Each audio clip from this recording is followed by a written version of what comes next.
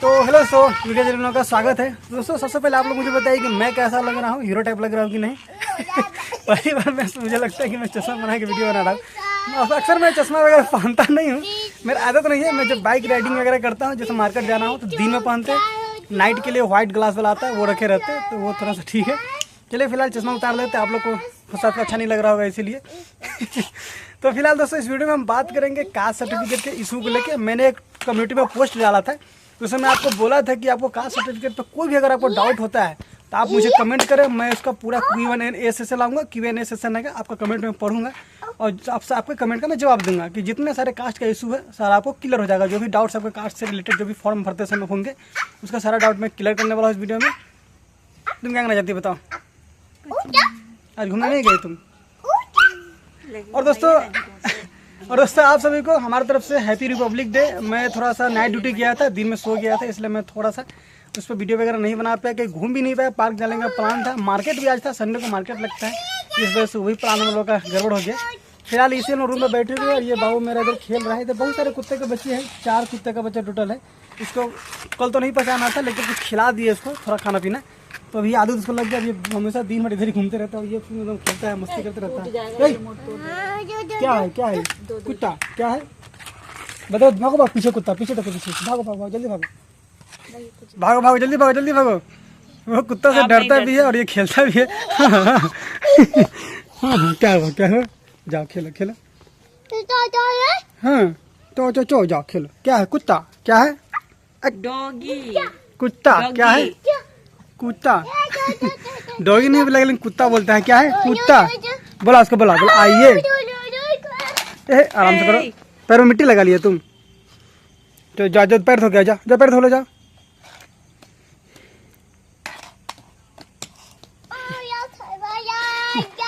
तो ऐसे दिन भर मस्ती करते रहता है, खेलते रहता है पूरा ये जैसे। हाँ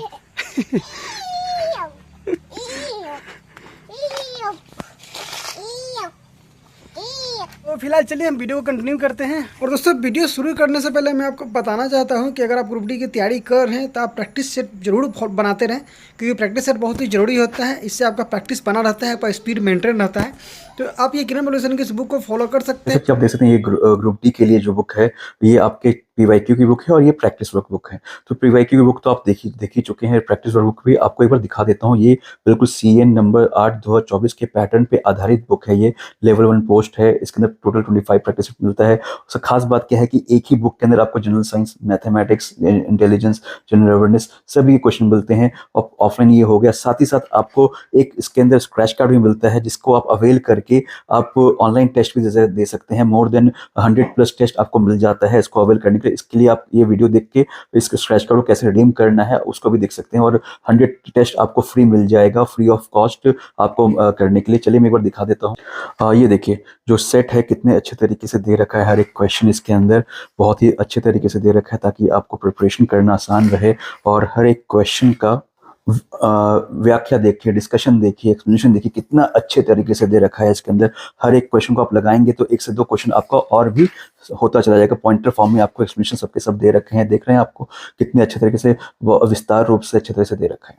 तो ये बुक आप देख सकते हैं अपने प्रैक्टिस के लिए, और साथ साथ इसके साथ आपको ऑनलाइन प्रैक्टिस भी मिलता है जिससे आप अच्छी प्रैक्टिस कर सकते हैं। धन्यवाद। सबसे पहले मैं देखिए आपको अपने स्टेट से फॉर्म को अप्लाई करते हैं कास्ट सर्टिफिकेट के लिए, तो आपको अपने वेबसाइट पे, हर स्टेट का अपना अपना वेबसाइट होता है। जैसे हमारे बिहार का RTPS का, बिहार गवर्नमेंट का साइट बना हुआ है, ये देखिए मुख्यमंत्री जी का फोटो यहाँ लगा हुआ है। तो ये इसमें जाकर वहाँ पे अप्लाई करना पड़ता है। तो थोड़ा सा नीचे आएंगे तो यहाँ देखिए सामान्य प्रशासन विभाग आपको दिख जाएगा।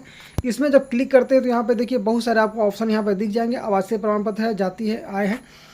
अगर मान लीजिए अगर आप SC/ST कैटेगरी के हैं तो आपको ओनली यहाँ से जाति प्रमाण पत्र बनाना पड़ेगा। तो इस पर अगर हम क्लिक करते हो तो इसमें देखिए ऐसा कुछ ऑप्शन नहीं दिया जा रहा है कि आपका स्टेट गवर्नमेंट का बनाना है या सेंट्रल का होना चाहिए, तो ऐसा कुछ भी ऑप्शन इसमें नहीं दिया गया है। तो इसको ओनली आप यहीं से आप अंचल का बनवा के अप्लाई कर देंगे तो ये काफ़ी है, इससे ज़्यादा कुछ बनाने का और ज़रूरत नहीं पड़ेगा आपको। हाँ, लेकिन इसमें एक चीज़ आपको मैं ऐड करना चाहता हूँ, क्योंकि अब OBC NCL का बनाना चाहते हैं तो NCL के लिए देखिए 2 ऑप्शन इसमें दिए गए हैं नॉन क्रीमी के लिए। एक बिहार सरकार का होता है यहाँ पे और एक केंद्र सरकार का बना हुआ है। तो अगर आप सेंट्रल गवर्नमेंट के लिए फॉर्म को फिलअप करने के लिए बनवाना चाहते हैं तो आपको ये यहाँ जाकर अप्लाई करना पड़ेगा। और ये अप्लाई करने के लिए करना क्या होगा आपको कि सबसे पहले यहाँ से जाति, आवासीय, आय तीनों आपको यहाँ से बनाना पड़ेगा। सबसे पहले ये 3 यहाँ पे आप अप्लाई कर देंगे, उसके बाद ही आपका ये अप्लाई होता है, क्योंकि इसको जब फॉर्म फिलअप करते टाइम आपको ये तीनों का सर्टिफिकेट नंबर वगैरह अपलोड करना पड़ता है, इसका PDF अपलोड करना पड़ेगा, तभी ये दोनों बनेगा, नहीं तो नहीं बनता है। इसलिए पहले आप इसको बनवा लीजिए, उसके बाद इसको फिर बना सकते हैं।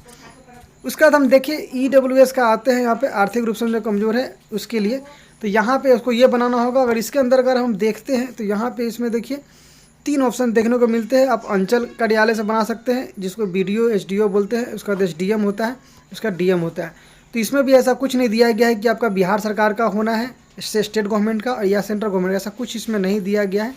तो ओनली आप इसी को सिर्फ बना के अप्लाई कर सकते हैं। हाँ, अगर आपके स्टेट के वेबसाइट पे अगर उसमें लिखा है कि हाँ सेंट्रल गवर्नमेंट का अलग है, स्टेट गवर्नमेंट का अलग है, तो आप कोशिश करें कि दोनों अलग अलग बनाएं। आप सेंट्रल गवर्नमेंट के लिए सेंट्रल गवर्नमेंट का बनाएं, रेलवे का फॉर्म फिलअप करें तो आपको सेंट्रल गवर्नमेंट का बनाना पड़ेगा। और आइए अभी हम आपको दिखाते हैं कि डॉक्यूमेंट वेरिफिकेशन के टाइम में जो इंग्लिश फॉर्मेट का जो बनता है वो किस तरीके का होता है। आइए आपको डिटेल में दिखाते हैं। ये आपको रेलवे ग्रुप डी का नोटिफिकेशन में आपको लास्ट में दिख जाएगा, या ALP का या किसी भी चीज़ का रेलवे का नोटिफिकेशन निकालेंगे तो वहाँ पर लास्ट में दिख जाएगा। हालांकि मैं अपने टेलीग्राम ग्रुप में ये डाल दूंगा, आप वहाँ से इसको ले सकते हैं। तो ये देखिए इंग्लिश फॉर्मेट में दिया गया है, यहाँ पे caste certificate for SC/ST candidate. SC/ST candidate के लिए ये यहाँ पर इंग्लिश फॉर्मेट वाला है, एक ही पेज का है, इसको आपको अप्लाई करना पड़ेगा। इसको PDF आप निकाल के प्रिंट करवा के उसको ऑफलाइन जाकर अप्लाई करके इसको बनवाना पड़ेगा। और OBC के लिए हम बात करें तो OBC के लिए यहाँ पे देखिए 2 फॉर्मेट में बनाना पड़ेगा, 2 डॉक्यूमेंट बनाना पड़ेगा। एक OBC NCL का सर्टिफिकेट ये रहेगा, और उसके बाद इसके लिए को सेल्फ डिक्लेरेशन देना पड़ता है। तो इसके नीचे जब आएंगे तो यहाँ पे सेल्फ डिक्लेरेशन का मिल जाएगा, यहाँ लिख दिया है कि OBC NCL का कैंडिडेट के लिए। उसके बाद आप मान लीजिए EWS कैंडिडेट है, तो EWS कैंडिडेट के लिए आपको यहाँ इनकम NSS सर्टिफिकेट यहाँ पे है, ये इसको प्रिंट करवा के आपको बनाना पड़ेगा। इसी को इंग्लिश फॉर्मेट कहा जाता है। और उसके बाद यहाँ पे EBC कैटेगरी का अगर आप है तो आपको ये EBC वाला है, यहाँ से बनवाना पड़ेगा। उसके बाद बहुत सारे और भी है, डिक्लेरेशन वगैरह यहाँ पे डिटेल में पढ़ लीजिए। अगर आपको जिस हिसाब से जरूरत पड़ेगा उस हिसाब से आप इसको बनवा सकते हैं। फिजिकल जो होते हैं, हैंडीकैप्ड होता है, डिजेबिलिटी है, उनके लिए ये सब बहुत सारा फॉर्मेट वगैरह है, तो ये सब आपको बना के ले जाना पड़ेगा। तो ये फिर और भी हम आपको कमेंट्स देखते हैं कि आपके कमेंट्स में क्या क्या डाउट है, वो मैं आपको क्लियर कर देता हूँ। एक और सवाल आया था कि मैं भी ग्रुप डी में ही हूँ, अब जो इनकम सर्टिफिकेट बनेगा वो किसके आय के आधार पर बनेगा। तो हमेशा याद रखिए इनकम सर्टिफिकेट आपके पिता के आधार पर बनता है, उसमें आपको दिखाना पड़ेगा कि आप गवर्नमेंट एम्प्लॉई हैं, लेकिन इनकम जो होता है वो हमेशा फादर का पूछा जाता है। अगला है कि OBC जो है एनसीएल अनुमंडल का बना हुआ है, ये सही है, तो अनुमंडल का चल जाएगा, ब्लॉक का भी चल जाएगा, कोई दिक्कत नहीं है। अगला सवाल है कि फॉर्म भरते टाइम हम सेंट्रल का कास्ट सर्टिफिकेट डाल सकते हैं क्या। तो हाँ, सेंट्रल गवर्नमेंट का आप डाल सकते हैं। अगर आपके पास इंग्लिश फॉर्मेट भी है, इंग्लिश फॉर्मेट आप बना करेंगे तो वो भी अप्लाई कर सकते हैं, कोई से इशू नहीं है। जो आप DB में अगर मांगा जाता है और वो आप अभी बना लिए तो उससे कोई इशू नहीं, आप डाल सकते हैं, कोई इससे दिक्कत नहीं। अगला है कि सर मेरा जो OBC 2024 का है चलेगा ना। अरे भाई OBC का है तो नया है, देखिए कोई भी सर्टिफिकेट आपका है OBC का SST का है, हमेशा 1 साल पुराना तक मांगा जाता है, लेकिन कास्ट हमेशा कभी बदलता नहीं है, तो इसके लिए कोई ज्यादा इशू नहीं है। अगर कास्ट सर्टिफिकेट आपका 2023 का भी बना है, 22 का भी बना है तो चल जाता है। और एक चीज ध्यान रखिए कि वहाँ पे क्या होता है कि आपका कास्ट सर्टिफिकेट जो आपका जो स्टेट वाला जो अप्लाई करते समय फॉर्म भरते टाइम आप डाल देते हैं हिंदी फॉर्मेट वाला, वो वहाँ पे चेक नहीं करते हैं। हाँ, उसका फोटो कॉपी रखे रहिए, वहाँ पे चेक करने से पूछने से आप दे सकते हैं। हमेशा आपका इंग्लिश फॉर्मेट का ही वहाँ चेक होता है। जैसे आपको नोटिफिकेशन के लास्ट में आपका इंग्लिश फॉर्मेट का दिया रहता है, उसी में आपको बना के लेके जाना पड़ेगा, आपका ओरिजिनल बना के लेके जाना पड़ेगा। ओरिजिनल लेके जाएंगे वहाँ तो ओरिजिनल वो रख लेता है। तो कभी भी हमेशा याद रखिएगा कास्ट का कोई गवर्नमेंट में अगर जॉब में आप आएगा, कभी भी उनको डाउट है कास्ट का लेके, तो सीधा आपसे लेटेस्ट बोलता है कास्ट सर्टिफिकेट बना के लाइए इंग्लिश फॉर्मेट में, और लेटेस्ट जो रहता है वही पे उसका वैल्यूड होता है। इससे कोई फॉर्म रिजेक्ट वगैरह नहीं होता है, आपको फॉर्म भरेंगे आराम से एग्जाम में देने जाता है, कोई से दिक्कत नहीं है। अगला है कि मैंने सेंट्रल का OBC बनवाया था RRB टेक्नीशियन के लिए मार्च में, तो वो चल जाएगा, तो वो भी चलेगा, कोई दिक्कत नहीं। आप एक फॉर्म बनवा लीजिए, 1 साल के अंदर में जो ही फॉर्म आती है उसका आराम से फिलअप कर सकते हैं, सब में आप डाल सकते हैं। अगर है कि भैया मैं महाराष्ट्र से हूँ, मेरी कास्ट जो है EWS से है और ग्रुप डी का फॉर्म भरना चाहता हूँ, तो EWS सर्टिफिकेट कौन सा लगेगा, स्टेट का या फिर सेंट्रल का। तो देखिए EWS सर्टिफिकेट आपको सेंट्रल का ही देना है। आप अपने महाराष्ट्र के वेबसाइट पर जाएंगे तो वहाँ पे 2 टाइप का दिखेगा। अगर 2 टाइप का किसी का साइट पर नहीं मिलता है तब भी आप उसको अप्लाई कर सकते हैं। अगला कि मेरा 2022 का कास्ट सर्टिफिकेट जो DM का बना हुआ, तो देखिए DM SDM से कोई मतलब नहीं होता है। आप ब्लॉक का भी है तभी भी चल जाएगा, DM का है तभी चलेगा, कोई दिक्कत नहीं। 2022 का भी है तो काफी थोड़ा पुराना हो गया है, लेकिन कास्ट देखिए किसी का कभी बदलता नहीं है, तो आप नया बनवा लेंगे तो आपके लिए ज्यादा बेहतर होगा। नहीं है लास्ट टाइम अगर आपका लीजिए फॉर्म डेट मान लीजिए फिल्म करने का फॉर्म फिलअप का डेट खत्म हो जा रहा है, तो आप क्या करें, आपके पास समय नहीं है, टाइम लग रहा है, तो आप वही फिलहाल इसको अपलोड कर सकते हैं, इससे कोई दिक्कत नहीं है। अगला है कि सर्टिफिकेट इशू जो है बाई में मतलब क्या डाले, तहसीलदार डाले, DM डाले या SDM डाले। देखिए कास्ट सर्टिफिकेट जब बनाते हैं तो आपको ब्लॉक से बनाएंगे तो आपको नीचे में देखिएगा वहाँ पर लिखा रहता है कि कौन उसको वेरीफाई किया, कौन इशू किया, आपका सिग्नेचर होता है, आजकल डिजिटल सिग्नेचर भी आता है। तो देखिए इशू का लिखा रहता है रेवेन्यू ऑफिसर, तो हाँ रेवेन्यू ऑफिसर आपको डालना पड़ेगा। कुछ भी अगर हो सकता है, जो वहाँ पर रहेगा वो आपको डालना पड़ेगा। वीडियो रहेगा तो वीडियो वहाँ पे लिखना पड़ेगा। फॉर्म भरते टाइम आपको कास्ट सर्टिफिकेट नंबर मांगा जाता है, डेट मांगा जाता है और आपको जो कौन इशू किया वो मांगा जाता है, बस इससे ज्यादा कुछ नहीं मांगा जाता है उसमें। अगला कि भैया जी मेरा ओबीसी से जो है, ओबीसी से भर सकते हैं क्या? जो मेरा स्टेट में ओबीसी में हूँ बट सेंट्रल लिस्ट में जनरल से हूँ, क्या करें? तो देखिए इसमें सेंट्रल लिस्ट का ही मांगेगा। ओबीसी आपको स्टेट से कोई मतलब नहीं होगा, क्योंकि सेंट्रल गवर्नमेंट का जॉब है, इसमें आपको सेंट्रली वैलिड होगा, तो आपको सेंट्रल गवर्नमेंट के हिसाब से ट्रीट किया जाएगा। आपको जनरल से फॉर्म को डालना पड़ेगा। अगला कि एससी का जो सेंट्रल कास्ट सर्टिफिकेट में कौन सा हम डेट डालें, स्टेट वाली डालें या सेंट्रल वाली डालें? तो देखिए आपका सबसे पहले सेंट्रल गवर्नमेंट का है तो वो सेंट्रल का डालना पड़ेगा, स्टेट से कोई मतलब नहीं है, क्योंकि आप फॉर्म जो रेलवे का जो जॉब होता है वो सेंट्रल गवर्नमेंट का जॉब होता है, इसलिए सेंट्रल गवर्नमेंट का डेटा को डालना पड़ेगा। अगला सवाल है कि मेरा ओबीसी एनसीएल 12/4/2024 का बना हुआ है और निवास जो है वो 11/2022 का बना हुआ है, चल जाएगा क्या? तो देखिए ये आराम से चल जाएगा। इनकम सर्टिफिकेट भी पूछ रहे कि बनाना पड़ेगा, तो कोई बनाने की जरूरत नहीं। ओबीसी एनसीएल ही ओनली मांगा जाता है। ओबीसी एनसीएल आपके पास है, ओबीसी के लिए एनसीएल और सीएल ही बनता है, तो उसमें आपको जातीय वासी याद देने का कोई जरूरत नहीं। ओबीसी एनसीएल आपको लगाना पड़ेगा। अगला है कि जो रेलवे ग्रुप डी में पहले से है वो फॉर्म में यस करेगा क्या? अगर किया तो एनओसी तो नहीं मिलेगा। तो ये गलत आप सोच रहे हैं। अगर आप यस कर देंगे तो आपको एनओसी दिया जाता है। यस का मतलब ये है कि आप बता रहे हैं कि मैं मतलब ऑलरेडी रेलवे में जॉब कर रहा हूँ, तो फॉर्म में भी अभी टेक्नीशियन का डाला हूँ तो यस किया हूँ।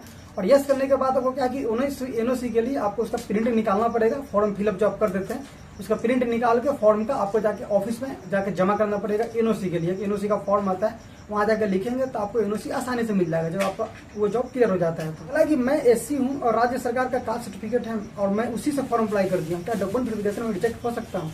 या डॉक्यूमेंट वेरिफिकेशन में सेंट्रल का बनवा ले तो हो जाएगा? देखिए कोई दिक्कत नहीं है। आप फॉर्म अप्लाई कर दिए हैं तो वो डॉक्यूमेंट वेरिफिकेशन में चेक नहीं करता है। आप ये हमेशा मन में डाल लीजिए। आप हिंदी फॉर्मेट जो डालते हैं वो पूछा ही भी नहीं जाता है। आप अपने पास प्रिंट करवा के रखे रहिए, उसका जरूरत पड़ेगा बता दीजिए कि सर ये मैं डाला था।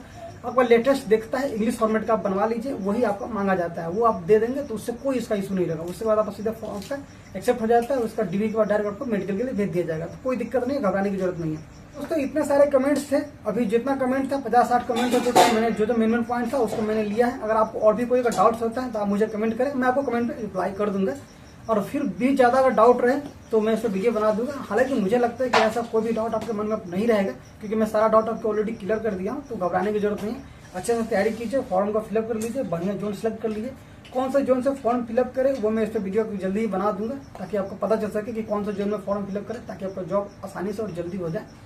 प्लीज तो आशा करता हूँ आपको सब कुछ समझ में आया होगा। अच्छा लगे तो दोस्तों के साथ शेयर भी कर दीजिए, ताकि उनको भी कोई डाउट अगर हो, नए जो बिगिनर्स है जो मैट्रिक पास भी किया और फॉर्म डालना चाहते हैं, तो उनको भी फॉर्म वीडियो का शेयर कर दीजिए, ताकि उनको पता चल सके कि हाँ कास्ट सर्टिफिकेट क्या क्या इशू होने से क्या सॉल्यूशंस का हो सकता है। चलिए दोस्तों मिलते हैं किसी नेक्स्ट वीडियो में, तब तक के लिए बाय बाय।